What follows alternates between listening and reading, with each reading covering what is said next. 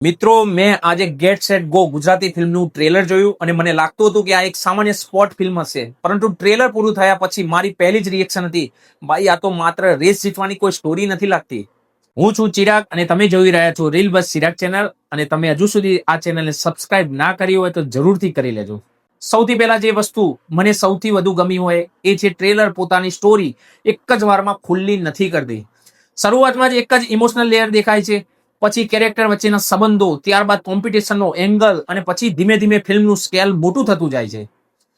એટલે ટ્રેલર જોતા એવું નથી લાગતું કે આપણે માત્ર એક સ્પોર્ટ્સ ફિલ્મ જોઈ રહ્યા છીએ, પણ એવું લાગે છે કે દરેક કેરેક્ટર પાસે પોતાની એક અલગ લડાઈ છે, પોતાનો એક અલગ સંઘર્ષ છે, અને કદાચ એ જ આ ફિલ્મની સૌથી મોટી તાકાત બની શકે છે. અને મિત્રો ટ્રેલરની એડિટિંગ પણ મને ઘણી ક્રિસ્પ લાગી. એક સીન પૂરો થાય એ પહેલા જ બીજો સીન ક્યુરિયોસિટી ઊભી કરી દે છે.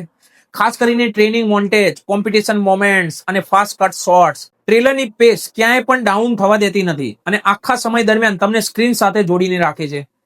હવે વાત કરીએ સિનેમેટોગ્રાફીની, તો ડ્રોન શોટ્સ હોય કે વાઇડ ફ્રેમ્સ હોય કે સાયકલિંગ સિક્વન્સ હોય, બધું જ ખૂબ ક્લીન અને સિનેમેટિક લાગે છે. ઘણા શોટ્સ એવા છે કે જો સાઉન્ડ બંધ કરીને પણ જોઈએ ને ગાઈઝ, તો વિઝ્યુઅલ્સ પોતાની રીતે સ્ટોરી કહેવાનો પ્રયત્ન કરે છે.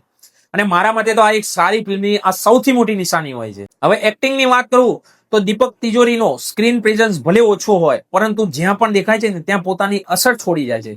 લીડ કાસ્ટ પણ ખૂબ નેચરલ લાગી રહી છે. કોઈ પણ જગ્યાએ ઓવર એક્ટિંગનો ફીલ નથી આવતું. ખાસ કરીને ઇમોશનલ મોમેન્ટ્સમાં પણ એક્ટરે પોતાના એક્સપ્રેશન ખૂબ કંટ્રોલ રાખ્યા છે, જે સીન્સને વધુ રિયલ બનાવે છે. અને મિત્રો બેકગ્રાઉન્ડ મ્યુઝિકની તો મારે ખાસ વાત કરવી પડશે. મને સૌથી વધુ ગમ્યું ને તો મ્યુઝિક, કારણ કે મ્યુઝિકને ફોર્સ કરીને હિરોઇક બનાવવાનો પ્રયત્ન કરવામાં આવ્યો નથી. અને જ્યાં ઇમોશન જોઈએ ત્યાં ઇમોશન મળે છે, જ્યાં સ્પીડ જોઈએ છે ત્યાં એનર્જી મળે છે. એટલે મ્યુઝિક આખા ટ્રેલર સાથે ખૂબ સારી રીતે બેલેન્સ જાળવી રાખે છે. હવે એક મૂવી ક્રિટિક્સ તરીકે જો હું વાત કરું અને મને સૌથી વધુ ઇન્ટરેસ્ટિંગ લાગી હોય વાત, એ છે ટ્રેલરની મિસ્ટ્રી.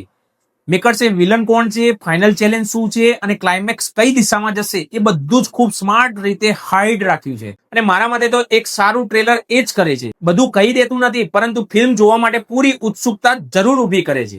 તો મારા હિસાબે મને નથી લાગતું કે ગેટ સેટ ગો માત્ર મેડલ જીતવાની ફિલ્મ છે.